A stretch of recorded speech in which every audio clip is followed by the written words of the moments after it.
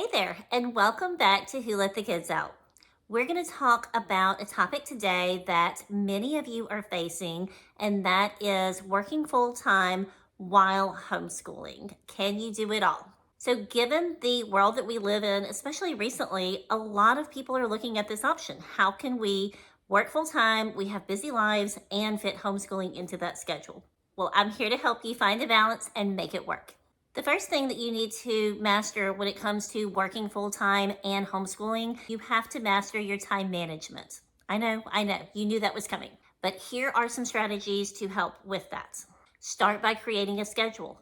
Figure out what your schedule is for work and your schedule for homeschooling, and how can those two combine. What are your break times? What are your work times? And the most important is to create a routine. This was big for my son. He craved routine every morning when he woke up, when he was little, even still to this day. He's a teenager. He wanted to know, what are we doing today? What is the plan for today? He didn't like surprises. And not every day was laid out perfectly with a schedule, and that frustrated him. So now that we've been doing this quite a while, he knows exactly what to expect out of his day. All of my children know their routine. We may not start every day at 7 or at such and such a time, but there's always the same thing coming next. And I have some great news. I have a resource to help you out. It's called Homeschool Tracker. I have used Homeschool Tracker on and off for the last 13 years. And it has been a tremendous help to me to stay on schedule and to stay organized. So this is something that you're going to put a little bit of effort in on the front end. You're going to load your lesson plans. You're going to load your schedule. You're going to figure that out. But then it's just going to be so seamless for you for the rest of the week or the month or the semester, however you want to set it up. So I have a link below if you want to check it out. Super affordable. I think it's down to like $5 a month if you pay the annual. And I want to say, I'm going to double check. I want to say it's only like $8 a month. For organization and keeping your schedule and your sanity, absolutely worth it. So check them out. They have a great program, and I'm sure you're going to love it. Let me know in the comments if you have any questions about Homeschool Tracker. Next, create a dedicated learning space for your homeschooling and for your work too. If you work from home, oftentimes you're going to find yourself working from the same place every day, whether it be your desk or your bed or your couch or your laptop. You usually go to the same spot, and that puts into your brain, okay, time to work. Same thing for your kids. When they sit at the kitchen table, when they sit at the couch, wherever it may be, it doesn't have to look like a classroom. It doesn't have to look like a school desk. Wherever they're most comfortable learning is fantastic. But just make sure that you keep that routine. So our daughter's routine is a little bit all over the house. In the morning, she does her math at the kitchen table. Then she moves to the couch for her reading. Then she moves to our breakfast bar for other subjects, for spelling and other things. It's just something that she has decided that works best for her routine. And that's great. Now when she goes and sits at the bar after lunch, she knows that it's time to work on science, spelling, and writing.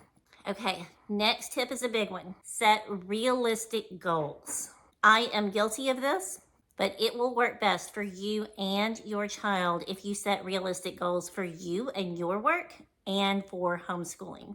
I have a tendency to set high, unrealistic expectations and goals for our homeschooling day, and then we're disappointed when we don't reach those. So I've learned the hard way. Set realistic expectations and just meet those throughout the day, and you'll feel better and more successful, and you will achieve more. You will accomplish more when your goals are reachable and attainable. It has happened where my goals were unreachable for the day or forever, and then I just didn't do anything. But if I had more realistic goals that I know that I can achieve, it's likely that I'm going to go ahead and knock that out. That is going to reduce your stress and make everything more manageable.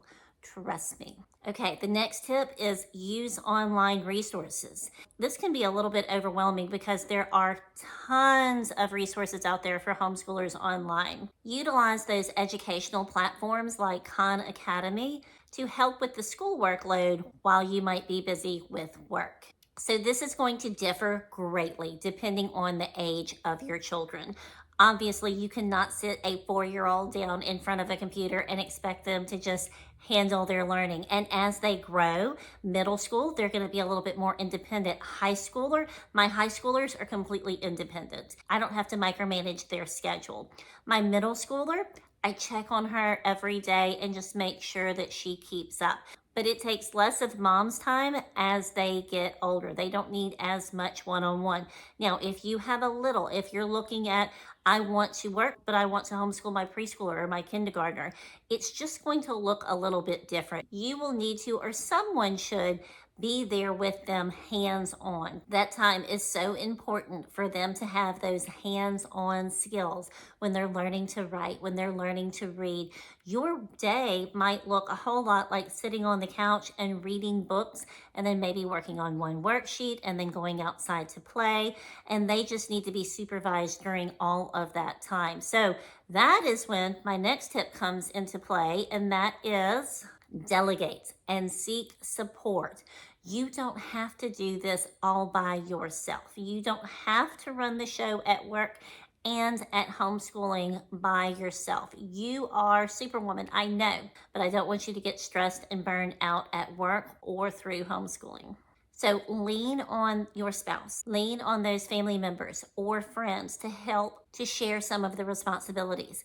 Maybe there's a grandparent that could step in and help a few hours a week, or perhaps your partner could come in and take over during their lunch break. Every situation is going to look different, and collaboration is key to making this work. You may even find that there is an older homeschooler, a high schooler that maybe drives, that you could use to come in a couple of times a week and just help tutor or help your younger child with their schoolwork. Wouldn't that be amazing?